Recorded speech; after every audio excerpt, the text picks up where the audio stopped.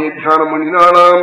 ஆபாதமஸ்தகம் பவித்ரச்சரணம் வஜ்ராதிரேகே ரக்தநகம் கல்யாண சரீரம் திவ்யமான மறையுருவி கோதண்டம் தீர்க்கமான புஜதண்டம் விஸ்திருதமான வட்சஸ்தலம் மந்தஹாசம் மங்களமுகம் உன்னதநாசிகே திவ்யமான ஜடே.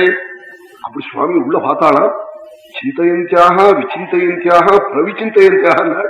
பிரவிச்சிந்தனம்னா ஆபாதமஸ்தகம் பகவான ஹிருதய கமலத்துல பார்த்தாளாம்.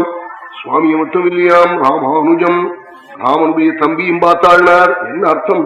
சுவாமி எப்படி ஏகபத்னி விரதஹரணோ அது போன்ற பிரபு லட்சுமணன் அந்த பக்தனை தாறுமாறா பேசினேனே, வந்துடுதே ஆபத்து, பகவத் அபச்சாரத்துக்கு மேல பாகவத அபச்சாரமாச்சே என்று ராமானுஜன தியானம் பண்ணினாளாம்.